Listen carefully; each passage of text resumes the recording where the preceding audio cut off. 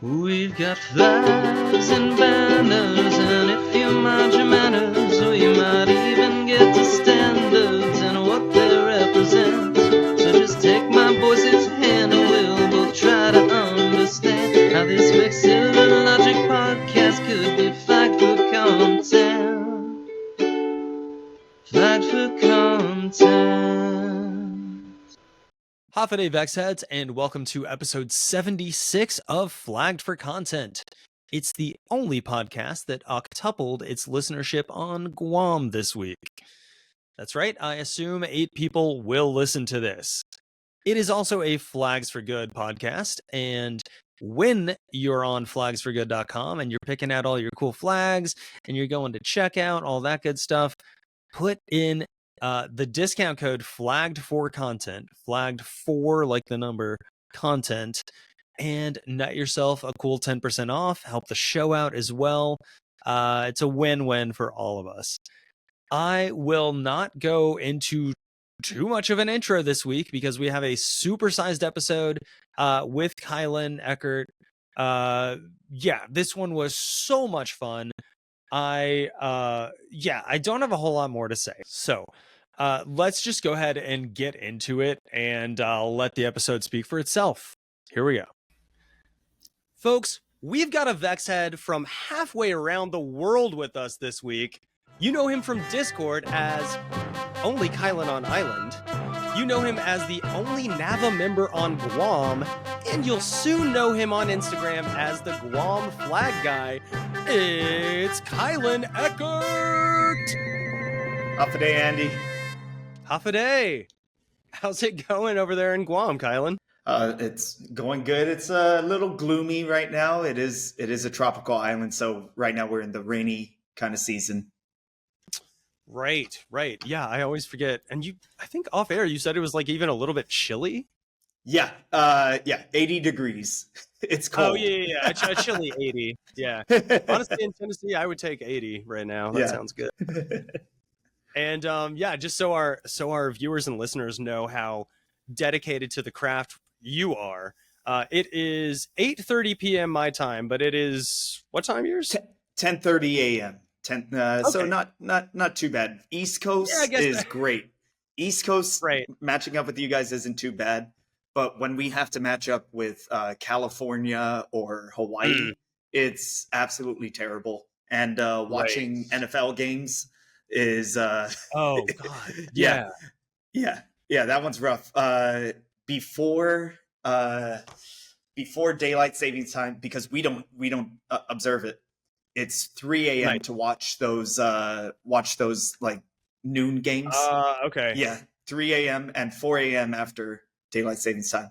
So it's like me trying to watch like Premier League soccer. Yeah. It's way too early to have a beer now, right? Yeah. It's way too early to do anything that could lead to any consequences because I've got work to get to in so I've started to watch it on on an app where you can fast forward through the commercials if you just jump in like halfway through. So I jump in about halfway through the game and fast forward through the commercials. By the time I reach the fourth quarter, it's live. Right. So I give myself about one and a half hours of extra sleep by doing that. Yeah. Hey, worth it. Yeah. You get to see everything and get your beauty rest as well. I stop on the good commercials though. So. Oh yeah. I honestly I find sometimes watching like streaming stuff now, I miss commercials. Like I miss the good ones. Yeah. Like the ones that stick with you. There's some that I still quote. I don't know if you guys had it on Guam, but like 1-800-COLLECT back in like the 90s or something. Right down the middle. Right. Well, that and then there was a guy who calls somebody or no. I forget, a guy who calls somebody else that like they've just had a baby. Do you know this one? Yeah. And he's like, hey, it's Bob. We had a baby. It's a boy. The guy's like, the wife is like, who was it? And it was Bob. They had a baby. It's a boy. Yeah, that's great. I love. Those were good commercials. I remember a lot of Pepsi was going at it, going hard into the paint in the 90s. They were trying so hard. So kind of interesting voice point. Of a generation Guam, type. Yeah. Guam Pepsi is king, not Coke. Really? There's a lot of weird things on Guam where it's like cultural mimicry of the US because we are a US territory. So big truck culture, yes, but it's Toyota Tacomas. Okay, sure. Like there's F-150s and stuff, but like the commercials here will say things like Guam is Tacoma territory. And that's like everyone has Tacomas. Wow. Here. Same thing. Instead of Coke, it's Pepsi. We have a very religious Southern population, but they're Catholic, right? Okay. It's not Southern it's a Baptist, lot of that. Not Southern Baptist, but they vote the same. They vote the same. Totally. Oh, sure. Totally Well. Yeah. Yeah. Oh, that is wild, man. Yeah. All right. For listeners and viewers, we are going to talk more about Guam for sure. But I do need to get to what's on the flagpole today, which I'm not going to lie to you, I forgot to type up. So I'm just going to go through it here. I've got the outline here, baby. Let's do this. All right. So what's on the flagpole today? We're going to go over our usual over and underrated. That part I got locked down. We are going to learn a lot about Guam, not just the island, but obviously the flag, and find out like a couple weird things that may or may not be correct about it. And we're going to learn a lot about village flags of Guam. Probably other things that I can't remember right now. But, Kylon, before we get into any of that, I like to ask my guests, what is your favorite flag? My favorite flag is the one right behind you. That is Jamaica. Absolutely love that flag. All right, walk us through it. How come? I just talked about it with my class because it's the beginning of the school year, so I really like to set the tone. And one of the tones is gratefulness, and the flag of Jamaica gets that. They have an old meaning for their flag, which was the black symbolized the troubles, the green symbolized the grass, and the yellow symbolized the sun. And the old saying was, troubles are there, but the grass is green and the sun shineth. Right? It's like, hey, whoa, it's tough, but it's tough, but hey, look at where you live. And I point that out. I have one kid, so like where this flag is, this is the CNMI flag, where this flag is, usually it's the Jamaican flag. And then I have one kid lift it up. I'm like, look outside the window, kids. You live on a tropical island. People would kill to be here. And then, of course, yesterday it was all rain. So I'm like, okay. I mean, besides today, but it's a great way to kind of teach gratefulness. I give them the history of Jamaica, how they got their flag, how it's unique in the colors and things like that. And they're, it's a good way for them to kind of see. One of my favorite things to describe for good flags is it says long story short, right? You have the entire history of or major history about Jamaica in its flag. If you know how to, in a way, translate it. Same thing with like CNMI flag here. There's some interesting stuff. If a flag is doing long story short, it's doing a good job. Wow, that is such a good way to put it. If you put it that way on the show, the other show that you were on recently, I didn't get to that part. I did it on the radio interview, not the other show. But that's one of my things. Am I doing that when I make flags? I ask myself in a way, is this a long story short where people will want to ask more about it? And Jamaica does everything right in that way. Yeah, I mean, damn. Yeah, no notes. I mean, that's the I think we've all been, I've been looking for a good way to put that, to word that. And like, does it do the long story short is, I think, the most succinct, unironically, the most short way to put it. Like that's perfect. It tells the story in 3 colors and a simple design. It doesn't have to do everything at once. Yeah. And it's I feel like the long story short kind of takes all of those the 5 good flag, bad flag principles, and it just boom, it puts it all together in like a simple phrase, which is that's kind of how I start with it, and then I expand it through the 5 principles. Yeah. Right. Okay, maybe I did hear you say that then, but didn't lock onto that phrase, because I remember that part where you were talking to him about that. Hey, whatever. Yeah. And anyway, I remember I heard that from someone, and I feel terrible that I don't remember it, but it could have been in the Discord. It could have been somewhere, but whoever mentioned that to me, I was like, I clung to that afterwards. I'm like, I'm gonna make sure I make that one of my like guiding principles. Yeah, absolutely. Yeah. And let's just assume, for the sake of argument, that they probably heard that from somewhere else too. Yeah. So maybe, and by virtue of you saying it both on that show and on here, more people are hearing that and internalizing that, I think, as well. Yes. Because it is, it's stuff that we already knew, but put into a punchy little slogan. I like that. All right. Yeah. Anything more on the Jamaican flag? That's about it. I could go longer, but I really want to.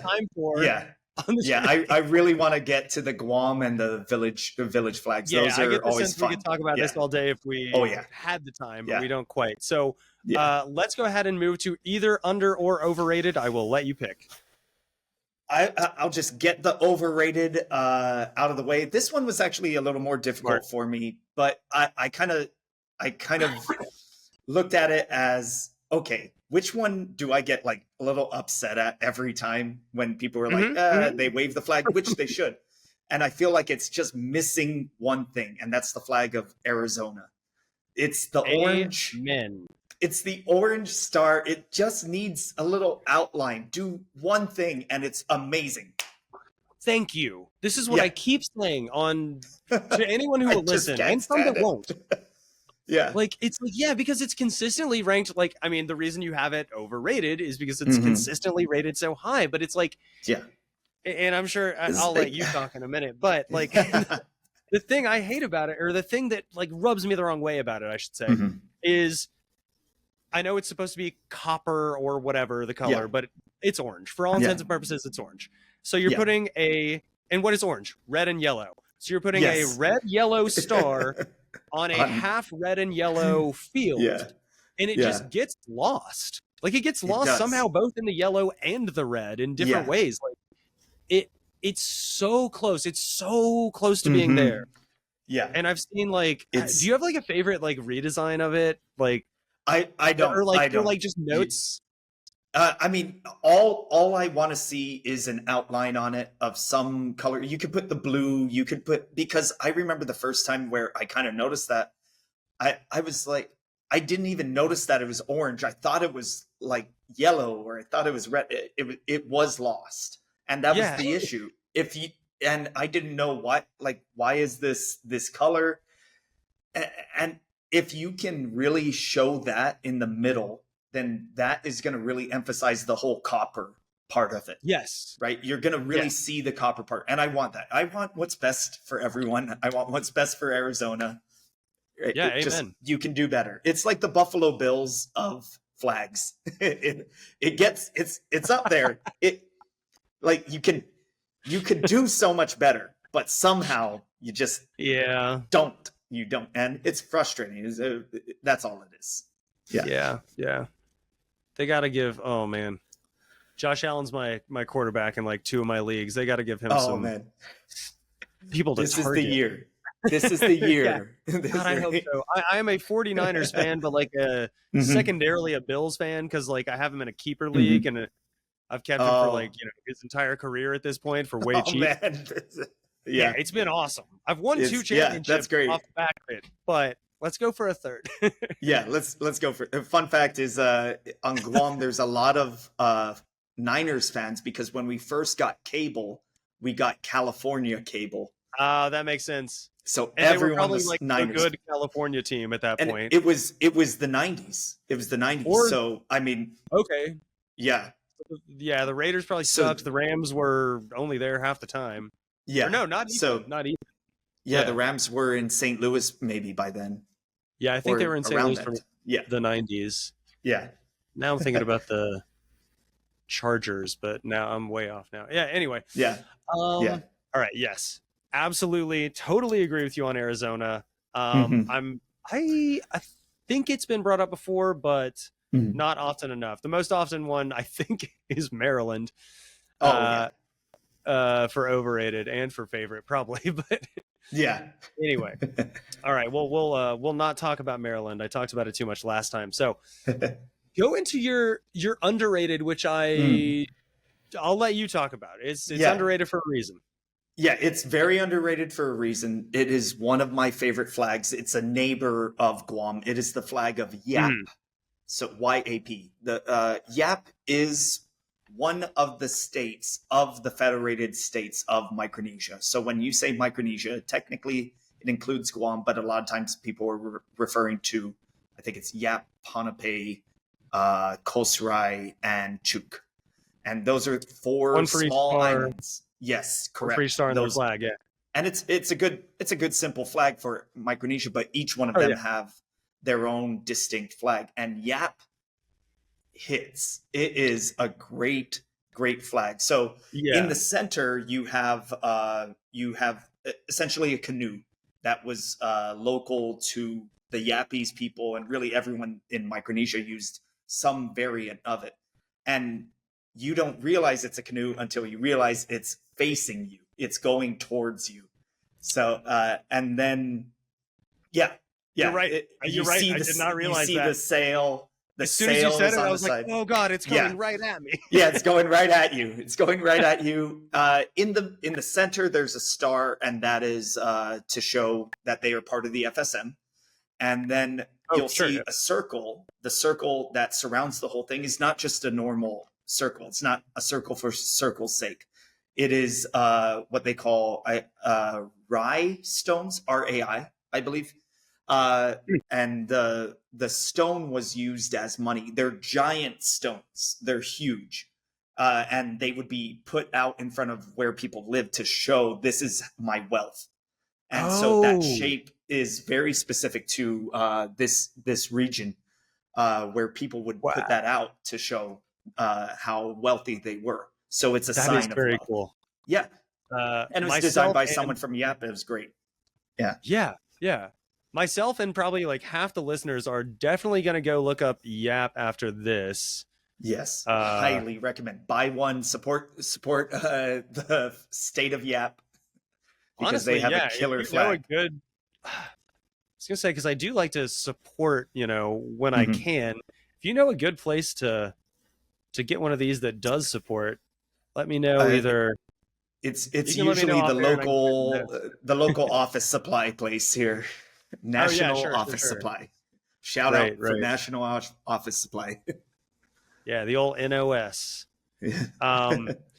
So this flag is incredible. Like, if you are listening, not watching, you owe it to yourself to go look this one up. It's exactly as described, but that's also a little bit of a confusing description. Like the boat coming straight at you and everything that I didn't see till now. I assumed it was like a rough approximation of the shape of the island or something. I mean, I hadn't looked it up. I'll be honest, but this flag is dope as hell. I want one. And it reminds me a little bit of like Japanese prefecture flags in a sense of like, it's a solid field with a round emblem in the middle. I guess that might be the extent of it, but has a little feel of that. Yeah. The 5-pointed star, I guess, kind of like distances it from the Japanese prefectures. But this flag is very cool. I will be buying one post haste. Yeah. Have you ever been to Yap? I've never been to Yap.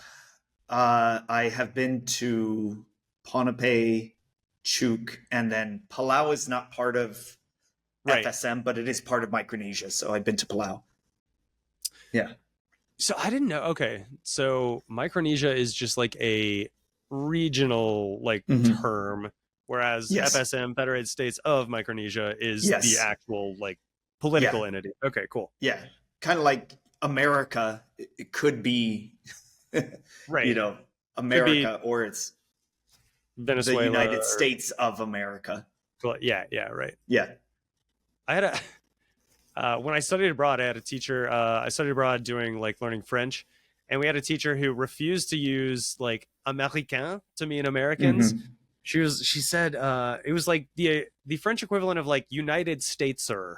It was like États-Unisien or something like that. Interesting. Like États-Unis is United States, so it was like something like États-Unisien or États-Unis, something like that. Anyway, that is a very made up term, I guess, huh? Yeah, it was a whole thing. At the same time, I didn't disagree. I was like, hey, look, I'm over here in France. I don't really want to be known as an American either. Yeah. Right now, but you know. I wonder if you introduced yourself as that, what people would think you were. Oof. Well, with my accent, they could probably tell. Yeah, that's true. Yeah. Yeah, no, actually, I will say the highest compliment I ever got in France, like for anything writ large, was, "Oh, are you from Belgium? Because you speak French like a Belgian." And I was like, "I will take it. I will take that all day." Like, all that you got. You would even take, like, you speak French like a German. Like, we'll take it. Hey, that's European. Anything European we'll take.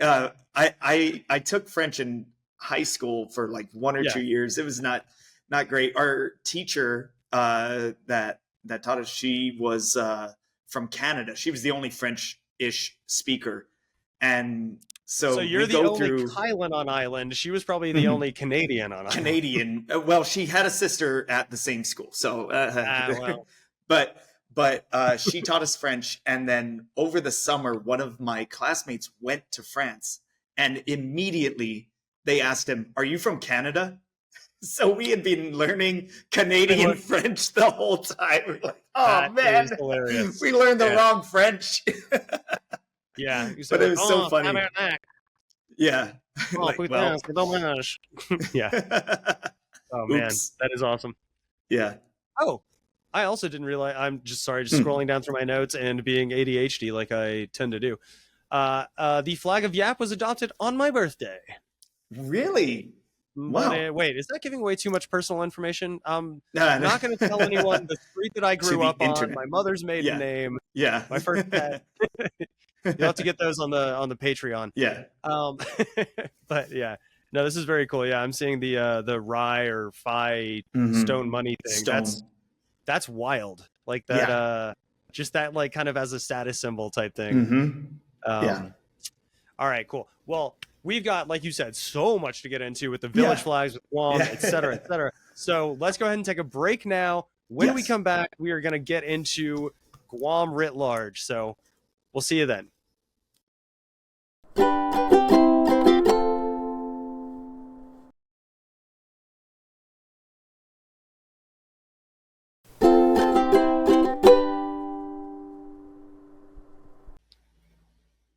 Okay, VexHeads, we are back from break, and we have so much to talk about with Kylon here. We're going to kind of start, as we like to do, at the beginning. Kylon, if you could kind of give us just like your credentials, like what do you do in Guam? What leads you to the flag world and all that? I am a geography teacher, government teacher, and Guam history teacher at my school. And really, I think I got those jobs because everyone knew me as the flag guy in the school. I mean, I loved history and stuff like that. I love the stories of all of that. But really, most of my teaching career, I was in PE, and then I was managing the athletics department.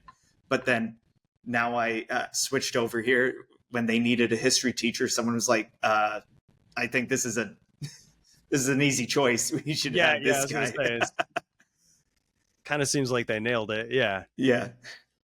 Okay, awesome. So you've been so you teach 9th grade geography, history of Guam, and government and econ. Government econ. Or government, yeah. So all right. So give us a summed up version of the history of Guam. I don't know how many of our listeners know anything about Guam. I certainly didn't know much, if any, myself, other than like some vague, like I'm a World War II buff, so I know the Battle of Guam. But outside of that, not much. I know it's an open-ended question, like I like to ask, but yeah, what's up with Guam? what's up with Guam? Yeah. So Guam usually gets kind of noted in World War II or Spanish-American War if we're lucky. Depends on the depends on the textbook. Almost never in world history, but if we're talking about just Guam history, I'll try to keep it short. Elevator pitch here. The Chamorro people, that's the native, the indigenous population.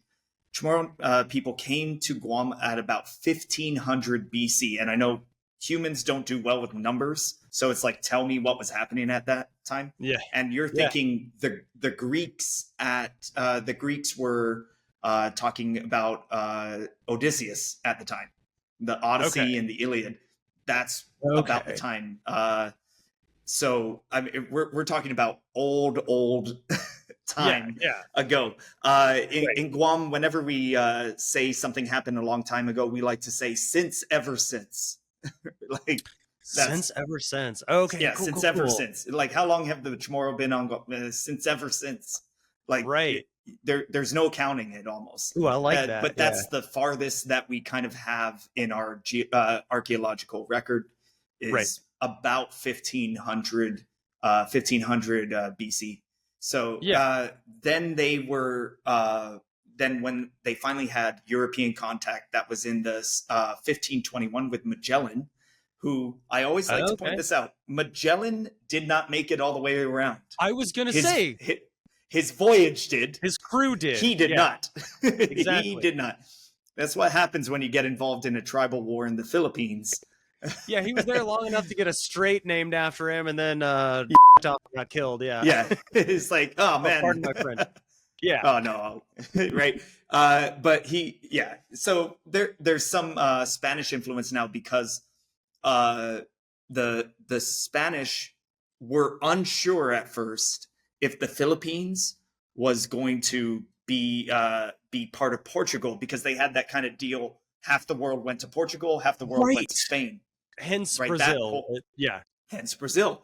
So they were unsure if Philippines was going to be called for Portugal, because it's like sort of on that side.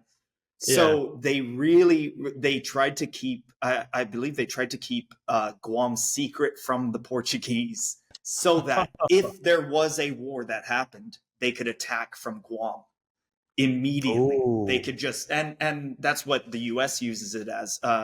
Guam is called the tip of the spear for the U.S. because we, from here, our Air Force Base, you can attack anywhere in 4 hours. So this is like a key spot. And for the last, since the 1600s, essentially, Guam has been colonized and been used by whatever empire it was at the time. They would use Guam as like a staging base. So 1600s, 1669, Guam kind of establishes itself as a European settlement. There was a European settlement in our capital village, Hagåtña. So that means even at that point, Guam is older than the U.S. And that's something a lot of people don't realize. Yeah, notably, earlier founding since ever since, right? Since ever since. Since ever since. So, that's something when I explain that in our Guam history class, the kids don't realize it, because all the history that they hear about is usually the World War II stuff.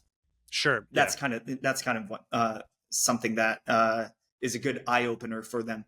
Another thing that happened is the battle for Guam in the Spanish-American War. Spanish-American War breaks out, and I believe it is Admiral Glass, I believe, was told capture 2 places and 2 places only. Capture Guam, capture Philippines, and that's what he did. 1-2 right away. Was it Glass or Nimitz? Oh man, see, I'm failing as a Nimitz is later. Here. Yeah, okay, then it must be Nimitz. Glass. It's later. Yeah. Then so he he captures Guam and Philippines, leaves all the rest, leaves everything to the Spanish. The Spanish then sell everything to the Germans. So all of the other Mariana Islands, right, which are right next to Guam, all of Micronesia, everything around Guam and everything around the Philippines goes to Germany at about basically 1900. 15-ish years later, World War I breaks out, and the Japanese say, well, we want to get involved because Germany owns all the Pacific. We want the Pacific.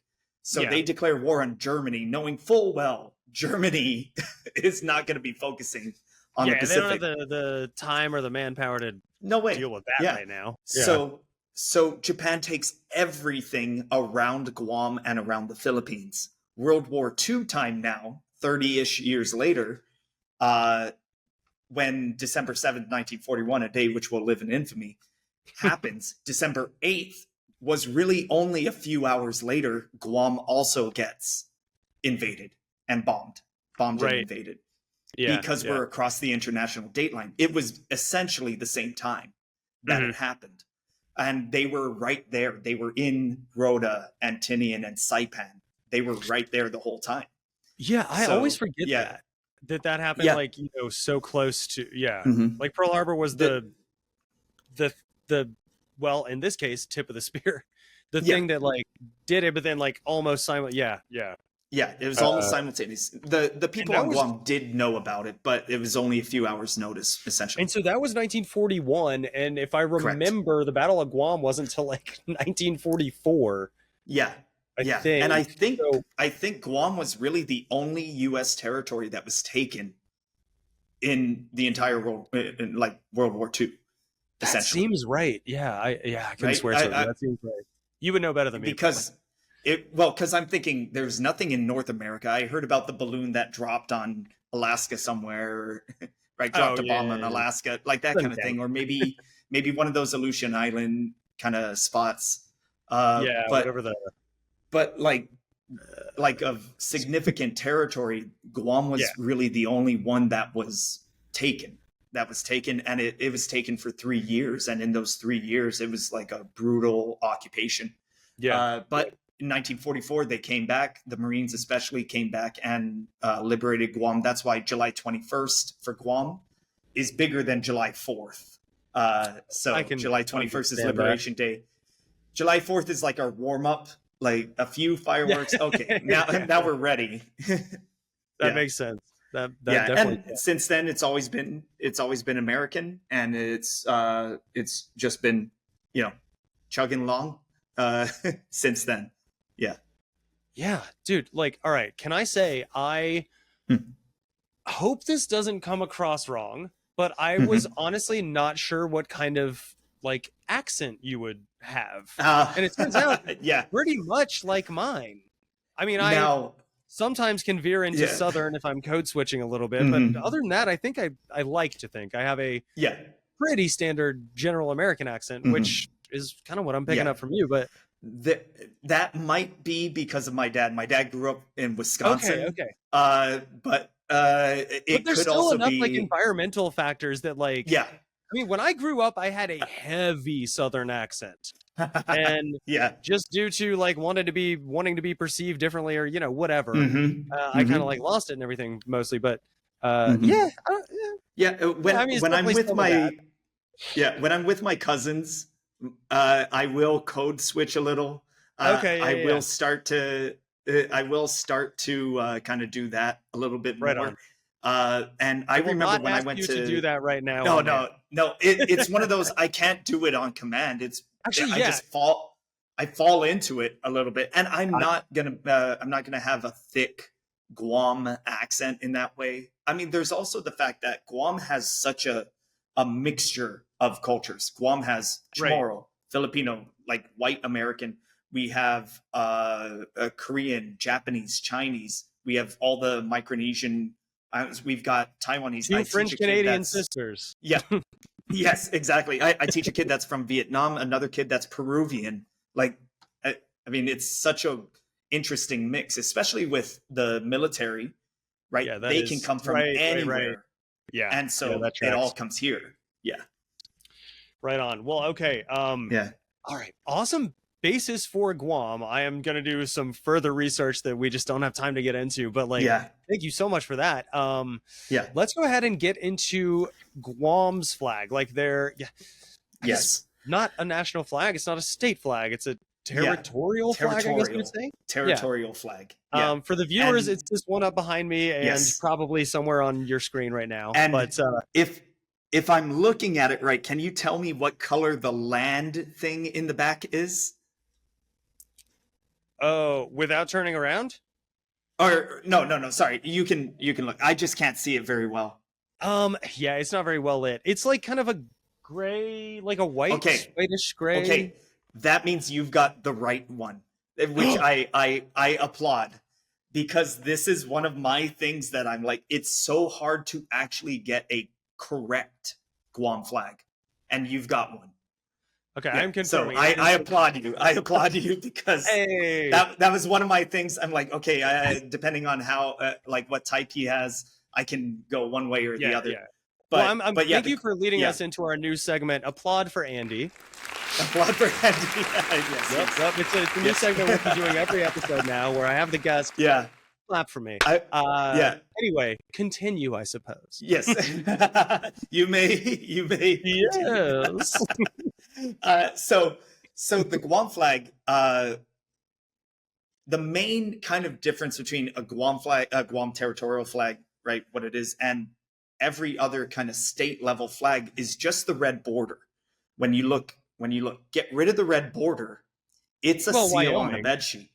Yeah. But I'm saying like what separates it from being just another seal on bedsheet is the red border. That's the key thing. And it actually did start that way. When it first was made, it started as just a seal on a bedsheet.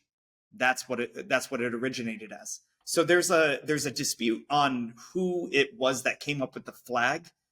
But there is almost no dispute on who came up with the seal. So the seal was almost 100%, if not totally, defined as being made by Francisco Feja. This guy, local guy, and he saw a scene in our capital village of Hagåtña, and the scene that you see behind you in our seal or coat of arms.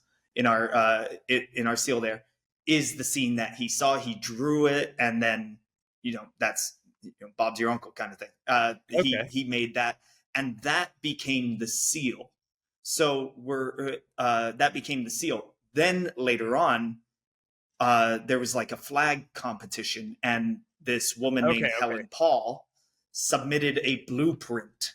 Like, that's undisputed. She definitely it was attributed to her in a way, that blueprint. Definitely a blueprint. Yes, it was. With the seal on. It really was. And it's called like the plan for the flag of Guam. And right. The dispute comes with, did she get the idea from him, kind of thing, right?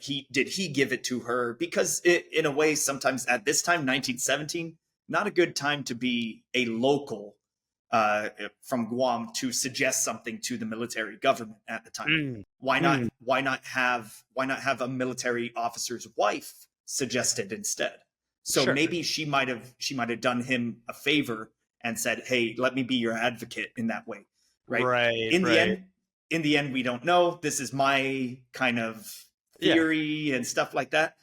Or it could have been totally original by her, because she was from Michigan. And if you look at Michigan's flag back then, what is it? It's just a seal on a bed sheet. Yeah. So she just did the same thing. What's our seal? Let's put it on a navy blue bed sheet. And then submitted that. Yeah. So there's a couple ideas on that. And when you kind of see where the first time that Guam's flag was flown in 1917, it really is. It's just, it's almost a square flag even. It's just a blue, almost square flag. I have the units here. It's 54 by 66. Naturally. Why? Yeah, naturally. Of course. Right. So, yes. So when when you see it, you actually see the seal. And if I can kind of show it here, it looked essentially like this. That was the whole flag. It was huge. And then I can even send this, but you see how big the seal is in that flag. Yeah. Right. So same idea, but it had like goes all the way to the top and bottom. Red border. Yeah. For listeners. Had no red border though. And that red border was added in 1948 to memorialize the people that died in World War II. And in that, when they updated the flag by adding the red border, they also gave it new dimensions. And the dimensions are like super weird. I don't even know how we got to the dimensions. It's something like a ratio of 22 to 41 or 22 to 40. It's just off from being a 2 to 1. It's like so close, but wrong. And so that's one of the things that irks me about it. But yeah, that was basically the last time it got updated was 1948. Some people, like for me, I like to say meaning is in the eye of the beholder. I think I heard that from someone else, right? It's very common in flag circles, right? I think it means this. No, it doesn't. Well, now it does. It means that to me. Yeah. It means it to me, so that's what it means to me. Yeah. So Guam's red border on the flag, I like to say not only does it memorialize the people that died in World War II, but it also is a way for people to understand if someone invades Guam again, we will defend our border with blood. And the reason I say that is because 1 in 8 adults on Guam is a U.S. veteran. 1 in 8. It is like double the participation rate of any other state. It is one of the highest participation rates. Like if not the highest, it's one of the highest. So I have multiple cousins that are in the military. I had multiple uncles, aunties in the military. Everyone knows someone who knows how to shoot a gun. Everyone knows, right? You've got someone, or you've got a friend that knows how. Everyone knows someone because they've served in National Guard or some military capacity. Right. Yeah. Yeah. Knows how to properly shoot a gun, not like I was gonna say you can say that about Tennessee, but like cousin Jethro down the lane. Yeah. Just knows how to pop off BBs at like Dr. Pepper cans or whatever. Yeah, I would never mess with anyone from the mountain areas. Never mess with those people. Good idea. Yeah. Especially here in East Tennessee. No way. Yeah, you don't want that smoke. You don't want those smoky mountains. But those smoky mountains, that's good. Yeah, no. Okay. So I did not know about Guam, but like the more you explained Guam, like kind of in the previous bit before this, like that makes total sense given your geographic position, history, like everything else. Okay. So anyway, I'm getting sidetracked. So we're on the Guam flag. We've got the red border that, dude, I love that symbolism, by the way. I love that, like, we will defend this border, our borders, with blood. That is brilliant. That is so good, and something that I don't think Wyoming can claim. The border is too big for Wyoming, that's why. There's not enough people, the people to mileage. They'll do their best, I'm sure. Yeah. Granted, they did make the flag the same shape as the state, but other than that, no, that's okay, great. That's great. Actually, no, that's a good point. That's a very good point.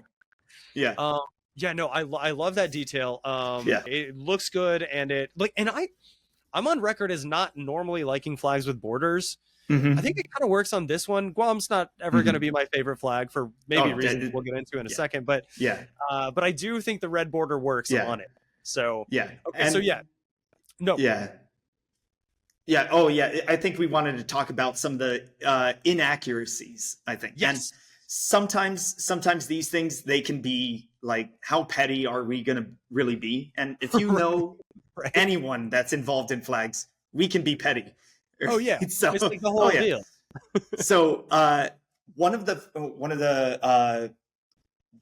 the people who first turned me on to a certain inaccuracy was a guy named Farron Tyron, and he is on Instagram known as the Guam guy, just the Guam guy. Okay, and you were talking about him on the other show. Yeah, he fully deserves that title because he goes and does he does hornet removal stuff. It's great environment stuff. He does beach cleanup stuff, and he gets involved with like a lot of historical things. He noticed that awesome. He's a great guy. One of the other flag guy on Guam. But he does so much more, and I'm just the flag one.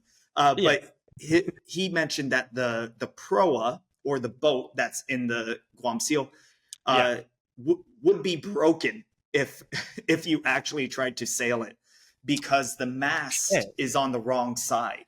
The mast is on the wrong side. Also, the sail itself is kind of at rest, so it's kind of a uninspiring thing.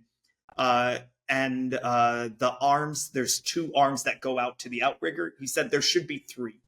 And I made my own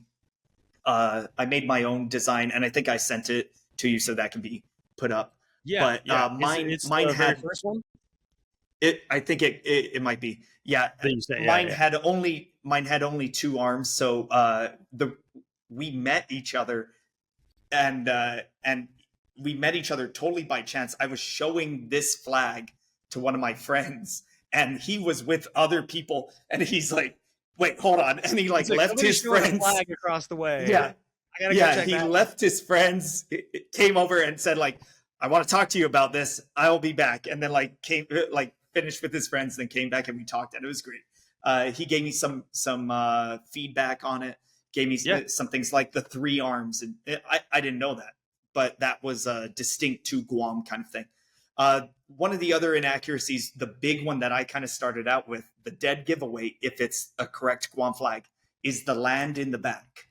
That land, it should be kind of flat looking, and then it should kind of come down at like an angle. I don't know which way is going to work better with the with the camera, but it should come down at like an angle. If it comes down and it's like this, like almost straight, then that is an inaccurate Guam flag technically, because there's a land formation called Two Lovers Point, which has become like a legendary place. These two lovers, star-crossed lovers, Two Lovers Point. These star-crossed lovers, they couldn't marry each other, so they jumped off the cliff, and that became like a legendary spot.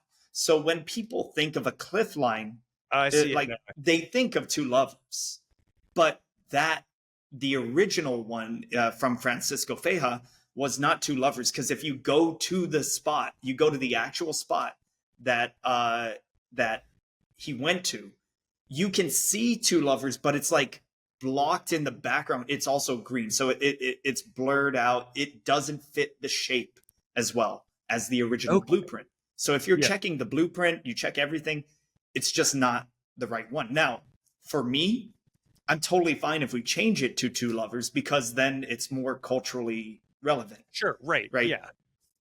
Yeah. That's I'm trying. Keep staring back at mine. Yeah, mine is like that one is. Yeah, that one's correct. Flat, but then it kind of goes down. Correct. But then, like toward the sea, it does angle a little. Yes. Yeah. That one is a place called Litexan or Ritidian, and that's all the way up north. And the reason why it's gray or white is because it's so far away in distance that it loses its color because it's so far away. Like through the mist and the fun. Yeah, exactly. When you're there, when you're actually in that spot, it's green for sure. But from that distance, from Agana Bay, or from the place further out, which is where Francisco Feja really saw it, you're even further away, and it's even grayer. So it's obviously that thing. If we're going by what the colors were, by the shape, it was that spot, Litexan. Yeah, for sure. Wow. People don't like it. They don't like hearing that. And I like to make people happy. So I hate bringing it up a lot of times, but I'm also like, then let's change it. Yeah. No, that's fascinating, because as someone who's never been to Guam and honestly spends like very little time thinking about Guam, it just doesn't really come up that much.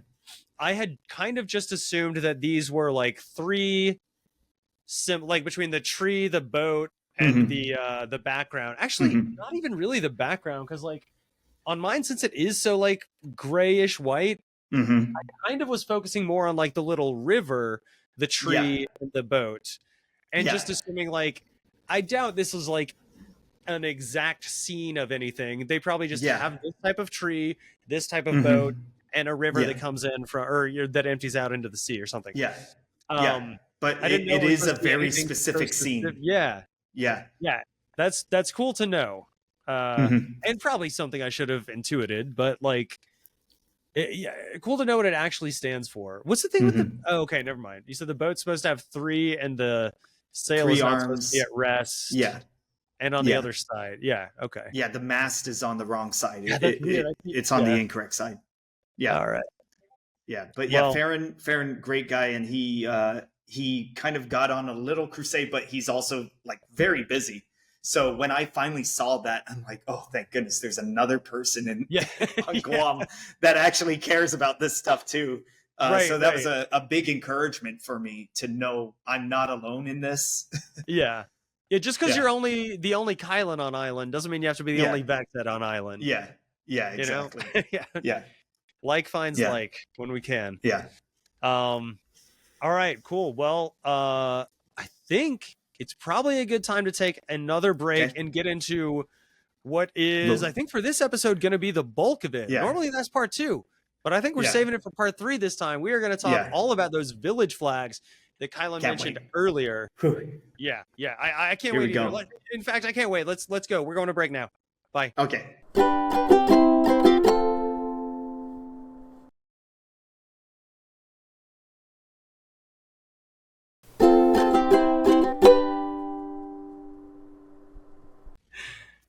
All right, VexHeads, and with that, we are back with part 3. And as mentioned, we have no time to waste. So, Kylon's here to talk about village flags for Guam. Kylon, go into the history of village flags, I guess, writ large, and like, what are villages in Guam? Is that like a town or? Yeah, so Guam is made up of like 19 municipalities, but for lack of a better word, we always just called them villages. They were called barrios, they were called everything, right? But usually villages. And some of the municipalities are multi-village. So because the population base just isn't enough to justify having another mayor for 200 people or less. So yeah, there's 19 villages. Our capital is Hagatnya. And a lot of these villages, they have names that you're going to hear them. They're not going to sound normal because they come from the Chamorro language. And there was a creation myth where it was made out of this person's body. All of the island of Guam was made out of his body. So some of the villages, they have names that actually deal with a body part or something like that. Oh, okay. And what would you say the language was in the people? Chamorro. Chamorro. Okay. Yeah. If you ever want a fun video, look up Stephen Colbert and the word Chamorro, or Stephen Colbert interviews the congresswoman from Guam. It was great. Absolutely great, where he asks about the indigenous people, and she said, well, you're considered Chamorro. He's like, that sounds delicious. It's one of my all-time faves because she did not know that this was Stephen Colbert. Like that obviously. He was doing kind of like a satire. Yeah. Whoever her staff was just did not prepare her for it. And that makes it even better. Makes it that is funny. Amazing. Yeah. I could really go for it tomorrow right now. Oh yeah. Okay, so there's 19 villages. Yes. Is it safe to say all 19 have a flag? All 19 have a flag. So what happened was there was some sort of grant given from our tourism bureau, Guam Visitors Bureau. So they gave money in 2011 to the Mayor's Council of Guam. This is all from like someone's website, and I believe is the Mayor's Council that wrote it. They got money from Guam Visitors Bureau, and then they made all 19 village flags. And I don't know what exactly the details were. I tried to find the Mayor's Council minutes and stuff like that. It just wasn't there. Yeah. But in the end, what happened was, I think it was within a year, within a year, all 19 villages were made. All 19 village flags were made by one person. And he was like a pretty good graphic designer, but I don't think he was a flag designer. Or it could have been something where, you know, whoever was in charge of the project, and he's just the designer, kind of kept giving input. Oh, you should make sure you add this, make sure you add this. And they didn't know, right? In the end, it's how many good flag designers are there in the world? How many of them are going to be on Guam in 2011? What are the odds, right? And be able to make 19 village flags in a year. I can't even imagine. That's like more than a flag a month. And no, thank you. I would never take that contract. Yeah, no. I can hardly design one. Yeah. I designed one and then just got endless crap about it. And that's the hardest part, is getting the angry feedback about some things. Yeah. So now I'm on track right now to appear before the Mayor's Council of Guam in October. Oh, and don't show them this.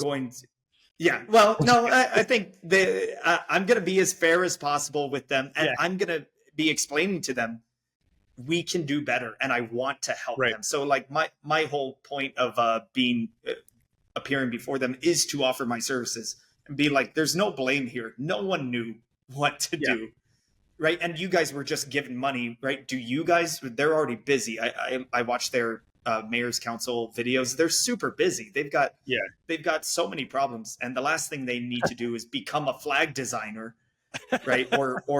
or start a committee. Instead, it's let me, right? I'm the guy who cares about this. Let me do this, and I will do my best to represent you, your people, right? Yeah. I have no intention in becoming the redesigner of all 19, because then we're just repeating the mistake. And that's a good, like, if I can cut in like really quick, that is I think you've got it exactly right on the approach for that, especially like where you live, population wise, etc. Like, I think that's the exact correct approach to take. I'm not trying to get like credit for this. I'm not trying to do it all. I just want to let you guys know these few things. And anyway, continue. So one person's 19 flags. Yeah. So if we can go through it, I know I sent the pictures to you, so I don't have to show it, right? I don't have to show it here. We can just have it put up there. I'll have them up on screen for the viewers and for the listeners. It's honestly just going to be easier for you to go to the show notes, because a lot of the descriptions of these are going to be like a Canadian pale with the seal in the middle. With the seal. A Spanish fest with the seal in the middle. Like, it's not going to help you that much. That's all it is. And when we're talking about, well, I mean, that's basically what it is. We have 18. There's one village that doesn't put a seal on it. So I give them credit. I give them credit for the effort. But if we start with the capital city, capital village of Hagatnya, Hagatnya means, it comes from the root word hagat, which means blood. So they actually get something right, because they give kind of a blood color on the left side, like a little, as if it were a tricolor, but only one side is colored red. Yeah. So they kind of have that almost red dirt kind of color as well. And Guam is famous for its red dirt, essentially clay. So that's an important piece. Yeah. That's what we have in East Tennessee too, is red clay. That's funny. Yeah. So we've got like a red clay here. So they chose the colors correct. I think so. And that to me is, hey, they got that right. Now there's more symbols. And if you look in the seal, there's a statue of one of the famous chiefs. There's the basilica. In front of the basilica, you actually can barely see it. There is a statue of Pope John Paul III. Is it third? Pope John Paul III? Not yet. Second. Pope John Paul II then. And because he visited Guam one time, so they made a statue that rotates, and he's like blessing it. So he rotates and blesses the whole island. But then, like you said, very Catholic there, right? Yeah, very Catholic. Very Catholic. This makes, oh my God. So it was a big deal. So we called it the Rota Pope. for the longest time. but it doesn't rotate. But it's still the rotopope because it used to rotate. It's always going to be the rotopope in here. Yeah, exactly. The rotopope was the friends we made. Yeah. The friends we made along the way. Yep. The friends we made along the way. Next one is next one is Agania Heights. It's like green. It's like 3 shades of green. So the people who get mad about 2 shades of blue because of Minnesota, you need to sit down, and we've got 3 shades of green here. And again, if there's anyone on Guam that's listening, I've been through so many different types of emotions with these flags where I'm like, I hate them. They're the worst.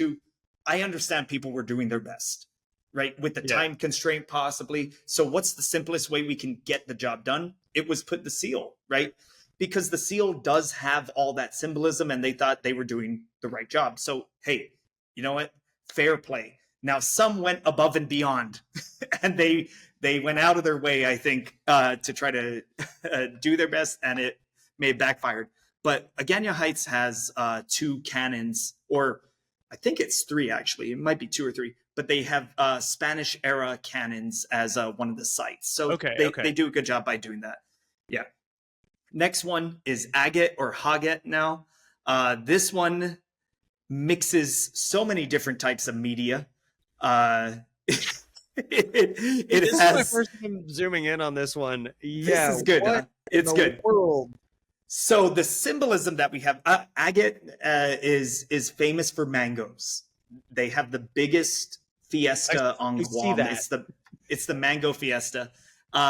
And then in the middle, you'll see kind of like an old stone bridge. That's because that's a Spanish era bridge. So when we're talking about the symbolism, they actually did that. But again, they're just throwing in so much. And I'm pretty sure those flowers are just the village flower. Okay, yeah. But again, it's clunky. That's the difficulty in it. Next one is Asan-Maina. Oh, yeah. Sorry, very, very briefly. I do like that the tree on the right of the agate flag pretty much mirrors the one on the Guam flag, at least like in its curvature and leaf pattern.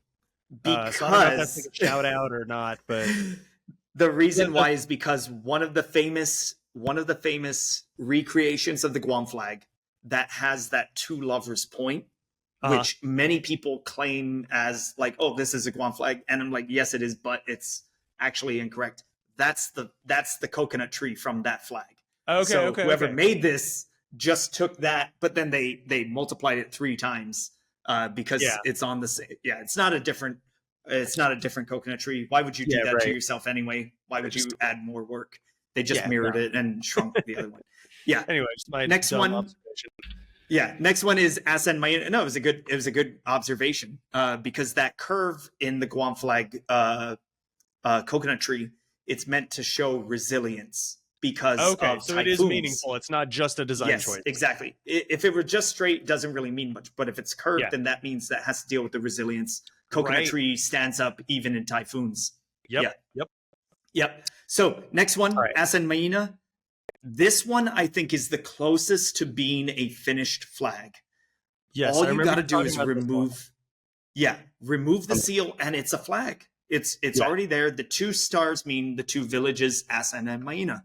And also the colors are very American because this was one of the landing spots for the Americans when they came to liberate Guam.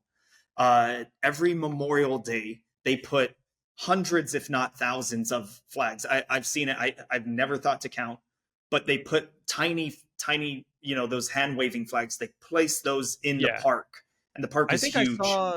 I think I saw something about that in my research for this episode. Like I think it was maybe even a cemetery or something, but it was like was like Guam, U.S. Guam, U.S. It's just a wide open field. It's known as Asan Park. Asan Park is just known as if you want to do something, it's a wide open field. You go there. It's a huge park, and it's pretty much even. Once in a while you'll get a hole for sure.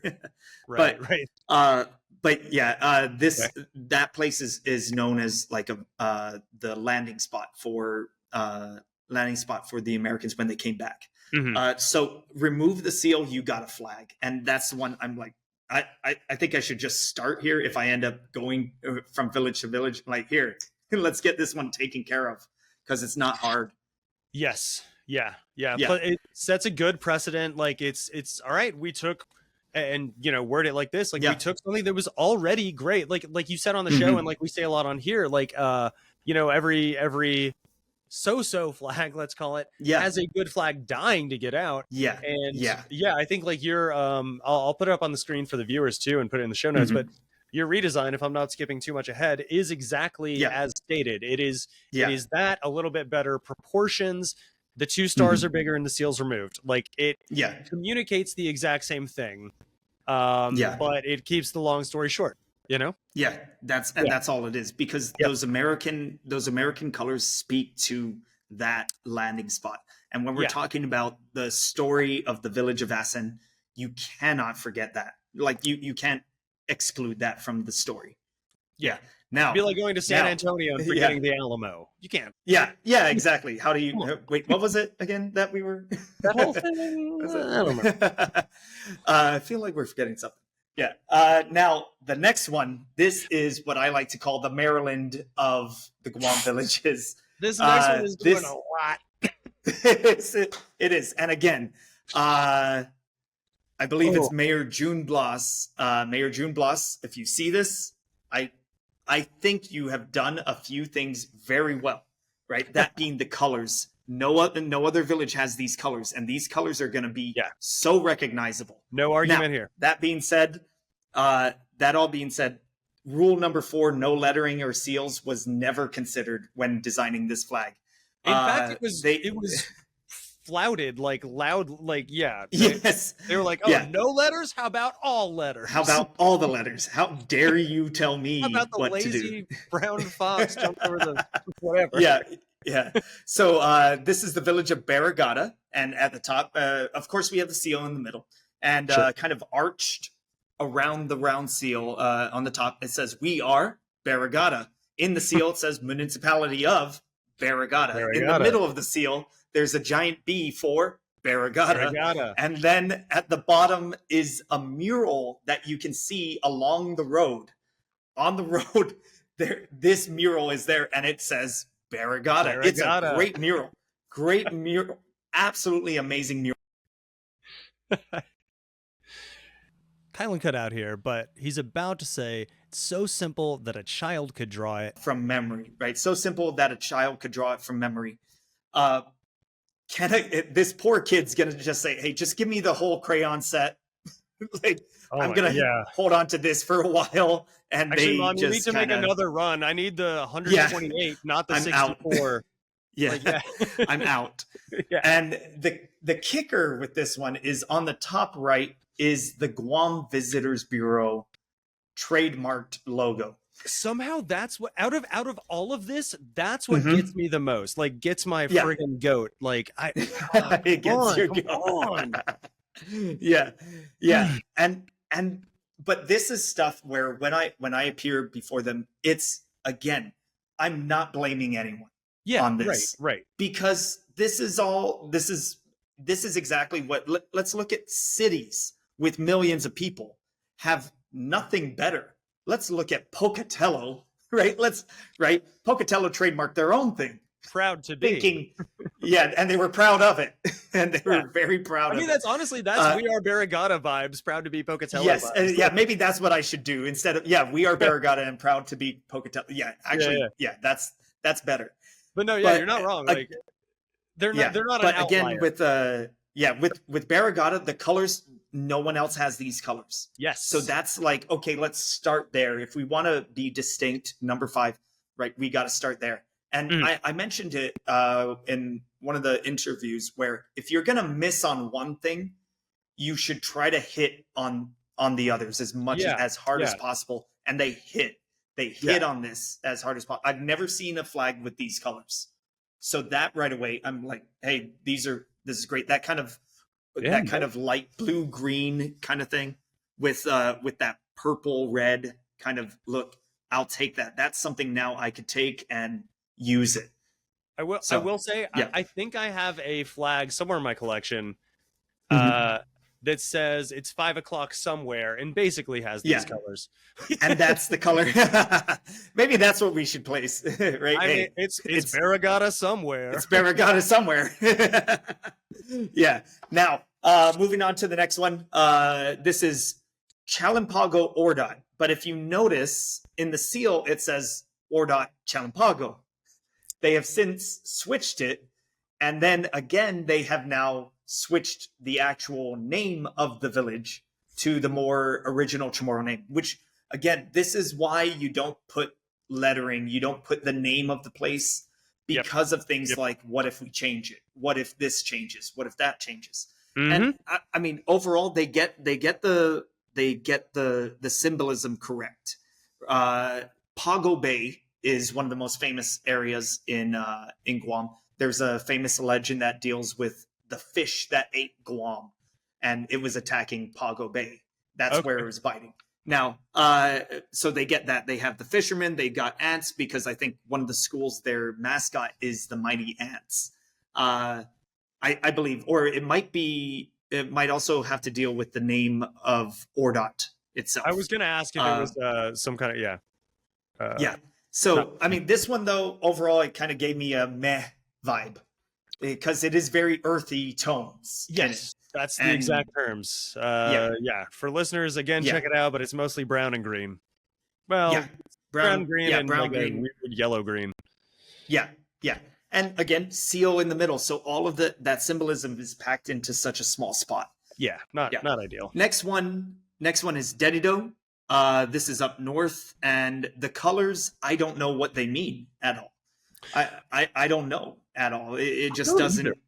But it just doesn't speak to me too much. Is it distinct colors? Yes, but is there something we could do to insert some meaning? And in the seal, there's a Catholic church, that's Santa Barbara Church. I think there's a kid skateboarding on the road because in Dedido, that's where one of the famous skate parks is. One of the only skate parks.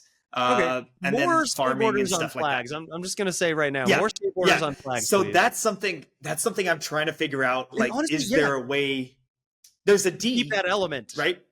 Yeah, there's a D. You could put that as the front of the skateboard, right? Yeah, you could do something like that. Ooh. Or you could put it as like the half pipe kind of deal. There's options. There's things. Yeah, there's options. And Dedido is one of the most populous villages on Guam.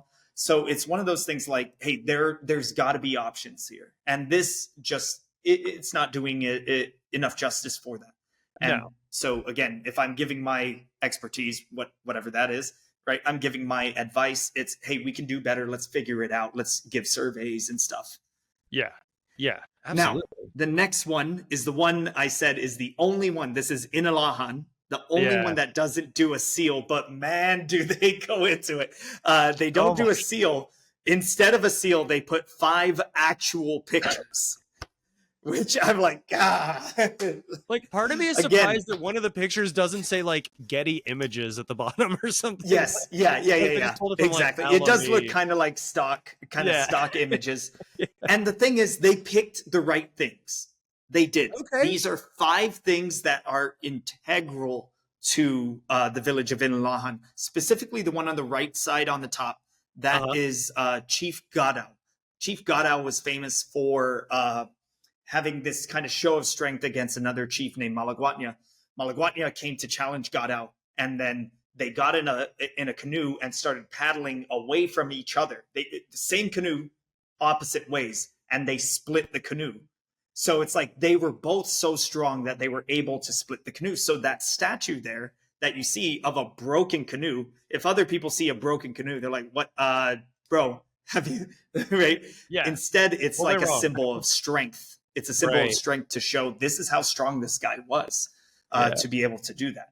So that, like, when you think of Inalahan, or when anyone thinks of Inalahan on Guam, they think specifically of one person, Gadao. Yeah, if you think of one thing, it's that. So it's like it's that. So I'm picturing the bones of a good flag as we're talking, and like obviously that make it like Old Town Maine, except the canoe is broken. You know, like don't do exactly that, but you get it. Yeah, exactly. And I have a redesign, and we can get to that one. It's one of the ones I'm excited to work on. That redesign. Yeah. Okay. Yeah. We'll okay. See how much time we have. If not, Patreon. But go on. Yeah. Next one is Mangilaw, and that one. This is where this is kind of like the up and coming college town kind of place. A lot of the kids go to school there. No, it's probably a Bible. I think so. That's why. I think it's a book because it is just like a learning. It's just a book for higher learning. Yeah. And then the two birds on the side. Those are the cuckoo birds, which are that's like the island bird, but they are endangered. So right now they're being taken care of to get the population back up and hopefully to release again to Guam. Yeah. And I want to get through it as fast as possible here. Next village is Malesu. Next village is Malesu, but it's, if you notice again, municipality of Maritzo, which is the old way of doing it. So now it means you got to change the flag. And they packed in all of these things. Malesu is one of the most iconic villages on Guam because this is where there's a legend of Santa Maria Kamalin, which is our patron saint. Santa Maria Kamalin was brought to the shore of Guam on like either carried or on the backs of crabs. So these crabs bring it, and and she becomes the patron saint of Guam. And then if you notice also in the seal, there is a bell tower. So when we get to the Malesu, redesign, then I can explain it there. Next one, this is one of the best ones, Mongmong-Toto-Maite. It's a tri-village, and the best part is in the seal it just says what?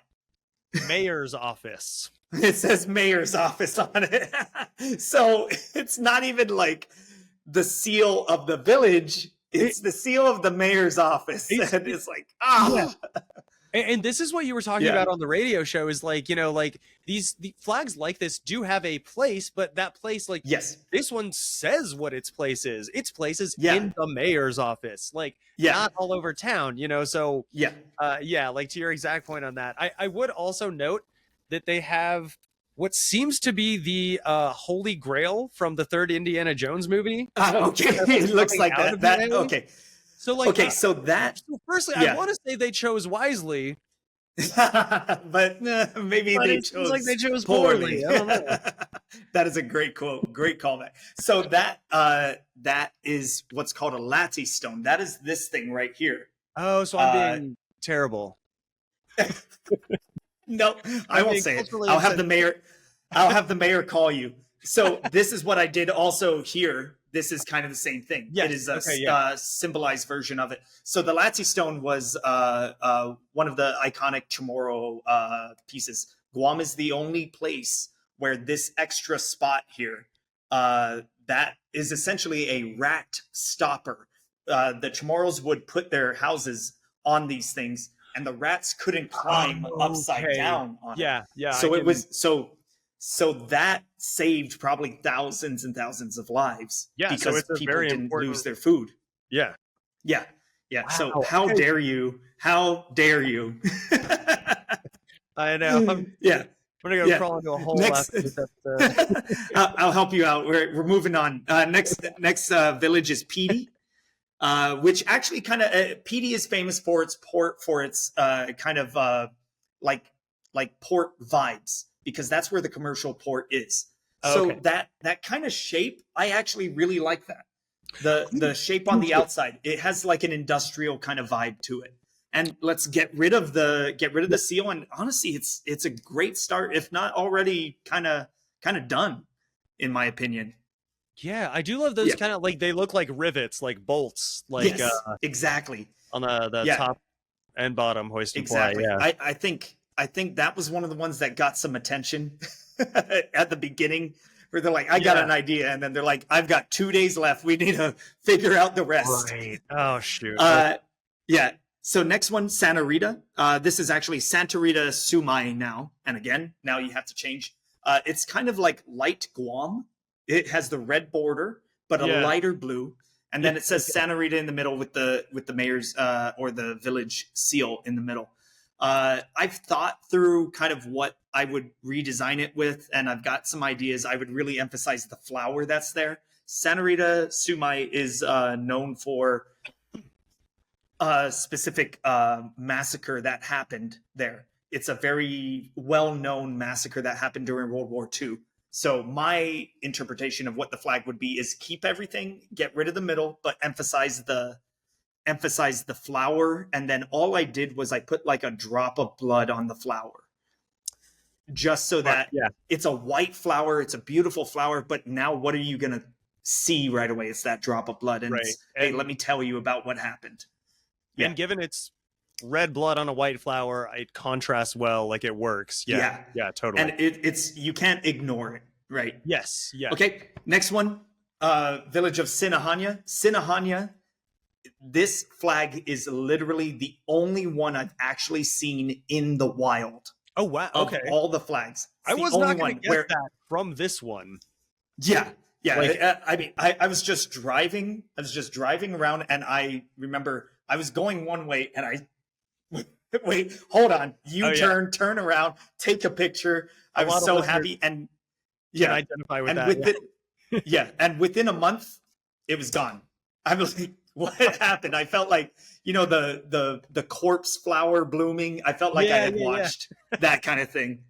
The next flag, this is the flag of my home village. This is the flag of Talo'fo'fo. Couldn't see that. He put his head in his hands as he said that. I took my time. I love my village. And the thing they do well is, it's God's country. That's our motto, God's country. And it's like, who decided that? Our mayor one time. He just said, not God? Anyone else gonna call it? All right, we'll take it. With the mayor's office from a few villages over. Yeah. So Talo'fo'fo has really kind of like leaned into that God's country. They're all about natural beauty, and so that yellow is actually perfect. I like to attribute that yellow to natural beauty in some way. The other thing is Talo'fo'fo has a yearly banana festival, so it's perfect. The yellow is perfect for a banana festival. And for those of you who don't see it, the greatest part about this flag is that it doesn't actually say Talo'fo'fo. Right. It has a banana tree in the shape of a T, and then the rest says Alafofo. Yeah. And then for anyone who deals in any sort of graphic design, you're going to love this. It is in the papyrus font. So it's everything that this might be the Maryland. Honestly, instead. Honestly, the papyrus was the first thing I noticed before anything else. I do. Yes. I'm like, oh, it's crunchy and earthy. Cool. Yeah. Papyrus font. I would also say to the listener that the banana tree looking like a T is it mostly does. Yeah. But there's like a branch and like a thing of bananas coming down that make it a little less so. You gotta know that it's Talo'fo'fo. Because I've asked people who didn't live on Guam what it was. It could look like Falafofo if you take that branch to be like part of an F or whatever, Yeah, and I've asked people, it was like a 50-50 if they got it correct or not, if it was Talo'fo'fo or not. Next one is Tamuning Tumon Harmon. It's a tribe village. Tamuning Tumon Harmon is like the most exciting village there is. Tamuning is lengthiest name, I guess, too. Really, yeah. So they shorten it to Tatuha. Okay. Oh, yeah. First off, nice. Yeah. Did you notice something? I'm seeing a geographical feature that I suspect you may mention. Yes, that is, and because in this seal, you will see Two Lovers Point. Yep. Two Lovers Point is found here in this village. This is honestly, it's supposed to be the most exciting village. Tamuning is like a commercial area. A lot of the local people go there. There's movie theater. There's premiere outlets, stuff like that. And there's a lot of stuff there that locals go to. Tumon is the tourist district where all the tourists go to, and of course all the locals go there. And then Harmon is our industrial district. This is like you got commercial, industrial, residential as well. You've got everything there is in Tumon Harmon. Like when I'm playing Sim City on my computer in like 1998, and I'm like, all right, commercial, residential, industrial. Yeah, bam, it's everything. Done. Yeah, it's everything. It's like its own self-sustaining place. This is the California of Guam, and it has the most boring flag. It does the seal on a bed sheet. Yeah. It follows the states, and it just does the seal on the bed sheet, and it frustrates me. It's like, come on, guys, you got so much more to represent. Next one is Umatic or Humatak. Now, it's a southern village, and this is one of the most famous villages. This is where allegedly Magellan landed. There is a Spanish fort. There's this bridge place. There's so much history in Umatic, and they put actual pictures on this, and it is brutal. It's pretty brutal. Again, as always, check out the show notes, because I guarantee half of you checking out the show notes could Photoshop this better than they did. Yes. So this is one of those things where this is what kind of really kicked me in the pants. I'm like, I gotta do something. Right? I can't. I get it. I gotta like no. Something must be done. Someone must step up. Right? Like Batman. This is not the hero what you deserve. It's the one you need. Right? This is what I'm doing right now. I'm not Batman really, but I know no one else is gonna do it. So I'm like, I gotta do it. Umatic. Next one, Jigo, Yigo, right? In Guam, especially if it starts the letter or starts the word, it's like a J, really like a JZ kind of sound, like a za. So it's like Zigo or Zigo. Yeah. Okay. But Jigo. Again, if you're just visiting Guam, just say it as a J, and everyone is totally fine. This one is close because those 3 laddie stones, right? The 3 holy grails are in the front. And, but the killer part here is they've got 2 Guam seals in the seal. Yeah. I was just saying that. Which is great. So I did like a simplified redesign where it's just 3 laddie stones in the middle instead of the seal. Like, if that's all you got to do, that's all you got to do. There's no need to get fancy with it. People know the 3 laddie stones because they're greeted at every entrance to the village with 3 laddie stones. Right. So like they couldn't miss them if they tried. Exactly. Okay. And last but not least, this is one of the most beautiful villages as well. This is the village of Zonya or Jonya, either one. Zonya. Zonya. Yeah, because that's the other thing. We don't show the squiggly. Is it Enya? And we don't show it. It's just one of those. Oh, you just gotta know. Even on lowercase, because I know a lot of times it isn't on uppercase. Yes. Oh, okay. Yeah. So like Sinahanya in one of the other villages. If it's the NA at the end, usually it's going to be one of those things. Sinahanya, Jontnya, same deal. Right. So. Right. This one is actually one of my favorite ones because the colors are great. The idea, the scene that they're putting in this is an actual scene. This is from the viewpoint of one of the beaches in Zonya called Tagacheng or Tagacheng. It's beautiful. It looks like this. It is one of the best spots to get a sunrise, and it's absolutely beautiful. It's one of those pure landscape kind of things. On the sides there's some other stuff, but it's flat. It's absolutely flat. It looks beautiful, and I'm like, this is a great start. Get rid of the seal, we've got something, and let's work together on it, kind of thing. Yeah, like this honestly, this is one of not the only one of the few that has made me actually want to go to the place. Like it is, and like you said, it's inviting. Just between like everything on the hoist side alone, and it's a great seal. As we've talked about, does it belong on a flag? Probably not, but it is a great seal, to be honest. I don't know, but there's something you could do, like Krzysztof Hook style, where you take all the elements and condense them into something. His are obviously Czech and more European by virtue of that, but there's there's so many good flags waiting to pop out of that one. There's not just one. There's like at least 3. Yeah, there's a bunch. There's something to be done there, and I feel like the mayor is a very open to this kind of guy, and so I'm excited if he accepts it. I'm like, this is one of those ones. Okay, I think we can work with it already. Yeah. So I know we've I mean, like, shoot, this may just be like a slightly longer episode. I don't care. Okay. But I did want to, like, now that we've gone through them, I think, like, as much as, like, really they merit, so you do have a few redesigns, but, like, overall, what would you, what's a good way to put this? What would you change? I guess taking off the seals. Minimum. It's always start with that. Yeah. And just, like, always kind of start with taking taking off the colors seals and symbols that were in the seals.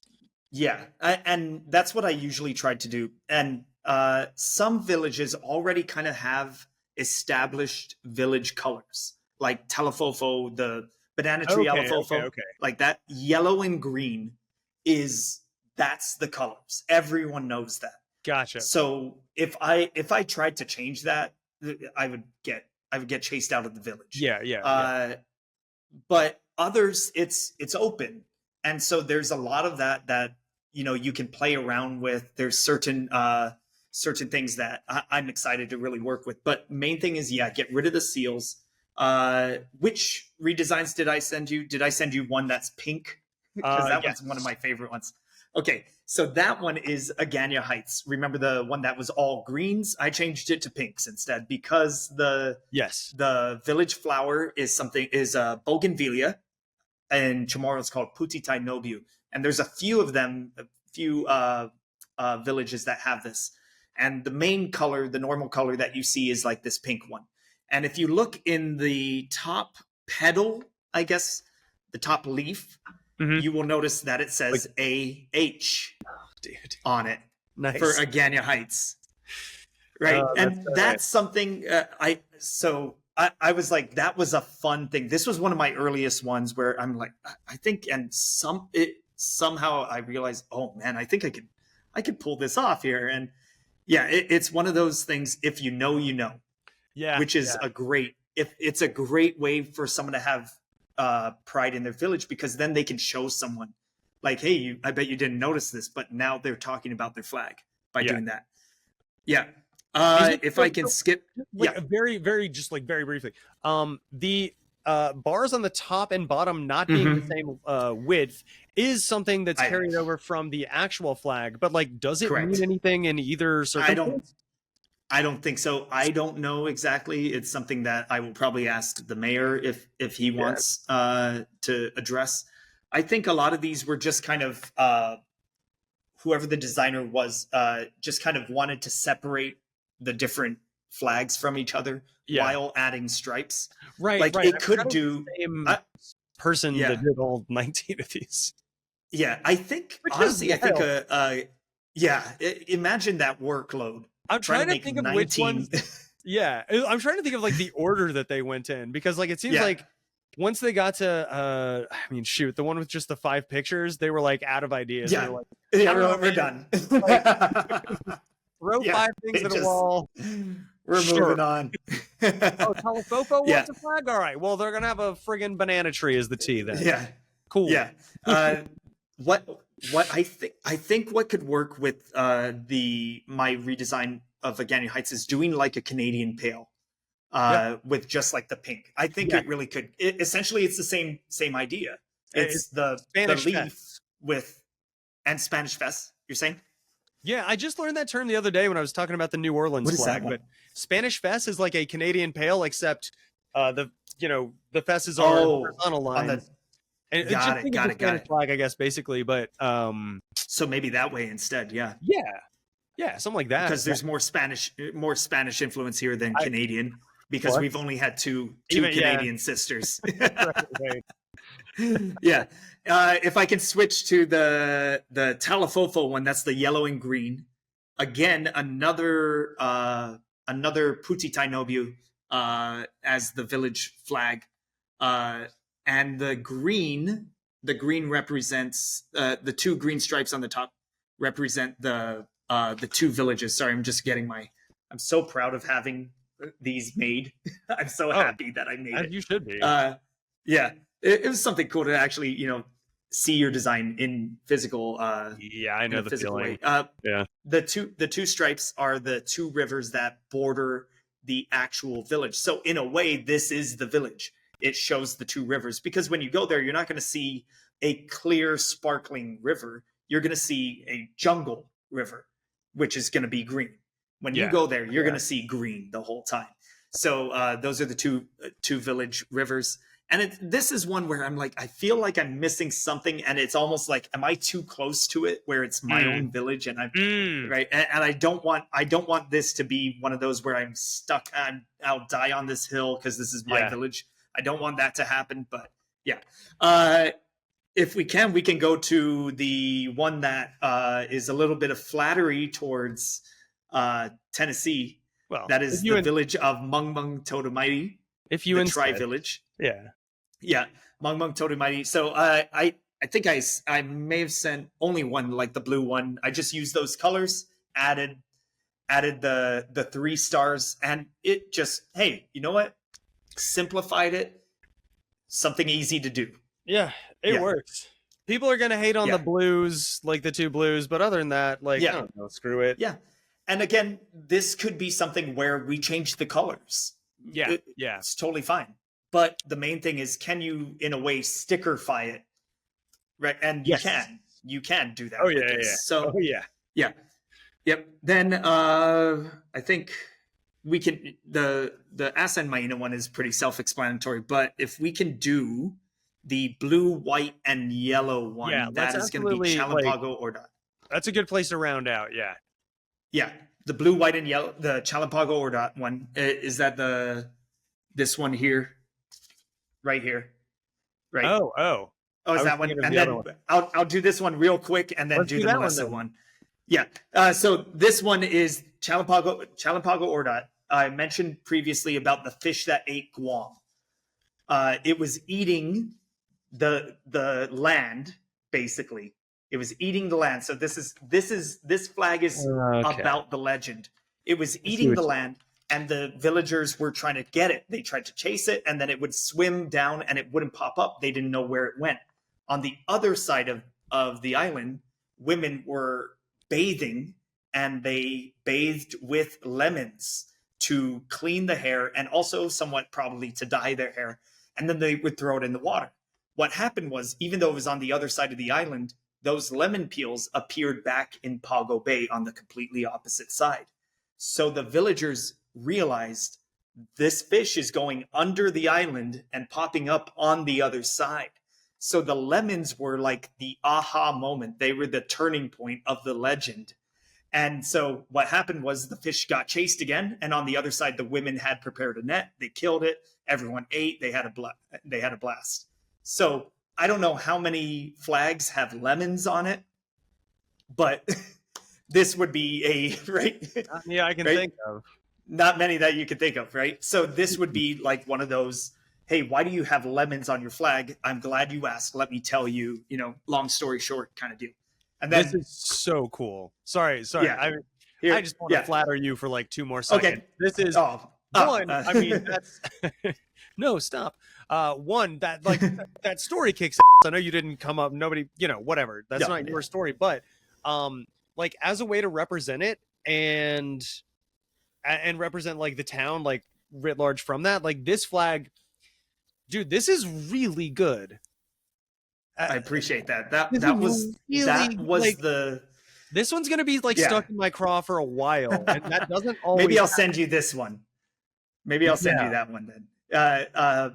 This was the one that kind of made me believe that I could do flag making, because that was the first time where I was able to do that long story short.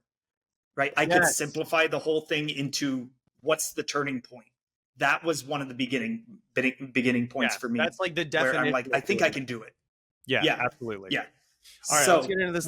We'll finish with the Melissa flag. We'll finish with this one. This is one of my favorite redesigns. This one took me a year to get to. Yeah, I heard. Which was took time, but I'm like, it paid off. So Malesso, again, this is where our patron saint, Santa Maria Kamalin, she got picked up. The statue was brought in by crabs. So Malesso is famous for a crab festival. So of course I added the crabs. Malesso is also famous for that bell tower, which is right there. Now, the other thing that it's famous for is this 7-pointed star. And of course it's red, so of course it means blood. During World War II, the Japanese had occupied the village, and near the end, they realized, hey, it's over for us, and these people that we are in control of are probably going to start revolting. So what they did was they started taking groups out to work somewhere. And really what they did was they put them in caves and they threw hand grenades in, and they would kill them. One person survived from one of those things, sneaked back into the village, told everyone. And the story goes that these 7 rebels, these 7 guys rebelled, killed all the Japanese in that village, and freed the village before the Americans even landed. So the Americans land later on, and they come in looking for a fight, and the Chamorros are like, we're good. Just move on. We handled it. Yeah. We took care of it. So when you're telling the story of Malesso, you cannot neglect that. Right? So the crab represents, sure, the festival, but it also represents it represents the Santa Maria Kamalin. You have the bell tower. You have also the 7-pointed star for the rebels. And again, that's long story short. That's one of my favorite ones. That one was a blast when I had that, like, I got it kind of moments. I'm like, oh man. And then making it and showing it. And here's the thing. I've had multiple people from Malesso tell me, I love that flag. Can I have it? And every single one that I've brought, it's like, I'm just buying this with my own money. I'm just like, take it. Take it. Here, you take it, please. So, I mean, that's stuff where I'm like, it almost brought me to tears, where I'm like, it has an impact. And you see flags have an impact. I like to say, when people say they don't care about flags, I'm like, well, no one cares about flags until it's theirs getting burned. Right. Yeah. And so it could be getting burned as in me saying, this is not a good flag. And then they're like, oh, hey, right. Like the Utah group that came out of the woodwork to oppose making a better flag. Right. Yeah. So same thing. And I hope in a way that people will now do the same thing when they see a flag that I've made. And if I see people wearing it, loving it, I'm going to probably break down and cry a little bit. Oh my God. Absolutely. Yeah. For one thing. And two, it's just so like, I mean, this flag does so much more culturally and historically for the village than the current one does. And I don't even remember which one the current one is, which speaks to a couple things.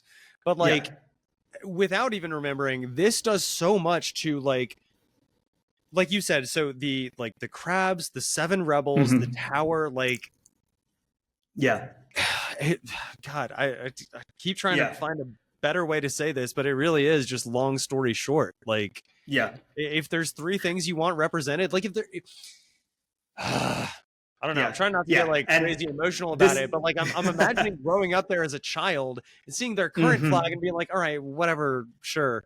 But seeing this one and like asking an adult, like, hey, why is there a 7-pointed star? And getting that story, like, hey, we actually come from these people that did this thing. Like, our history is built on this, like literally built. There's the tower. It does so much. Like, it would be such a credit to the village. There's one more thing. This came about when I was just messing around with the shapes. When I was messing around with the shapes, if you take the 2 crab claws and you put them together, kind of like this, I don't know if I'll do it justice, but you put it together, it makes an M for Malesso. And that was something. It makes it. It was one of those things I just had like. I'm moving the things around like, I don't know, and then like, whoa, wait a second.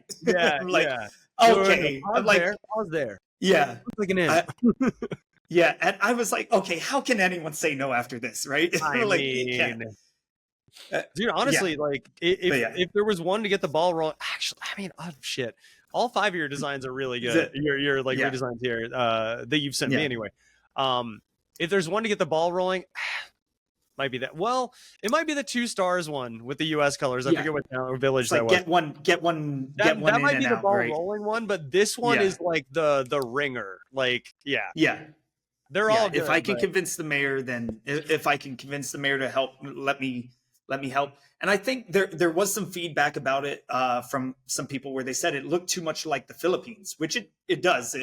It has the same colors as the Philippines. Yeah. So I'm like, okay, then let's just change the colors. That's totally fine. But the one thing I wouldn't change is, like, we can't change the red. The red has to stay. That red has to stay. Correct. So let's change the other colors. That's totally fine. Crabs are red. I mean, I don't know. It seems like a no-brainer that has to be red. Yeah.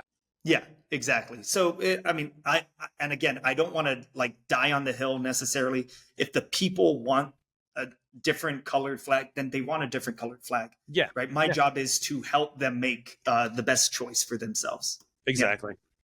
And unfortunately, I think we do need to end on that uplifting note, though. I mean, I will say, and start to get to our plugs and outro. Seems like such a weird shift. Yeah, I'm so gung ho about like how like it was fun that I am for these flags. I'm like, all right, like, what do you got to plug? But no, for those who want to stick around, we will be on the Patreon talking a little bit more about these and about like personal flags, family flags, like a little bit of a mix on that. But so join us over there on the Patreon for more. For now, Kylon, where can people find you, follow you, all that good stuff? They can follow me on Instagram as Guam Flag Guy. That's the main one. I haven't put too much content out, but I'm kind of establishing a schedule now on like informative videos and things like that. Hopefully person on the street interviews. So Guam Flag Guy. Awesome. That's the way. Yeah. Okay. Yeah. That sounds fantastic. I'm going to be following that very closely, especially now. For those who want to follow the show, you probably already know how, but if you don't, we have a link tree. It's linktree.com/flaggedforcontent, all spelled out. All of our links are there. Do you want to be a guest on the show? Like Kylon here.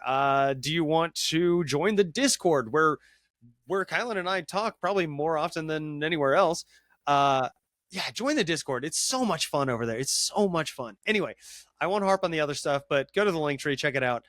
And I think that's pretty much all I had planned and had time for. I do this every time.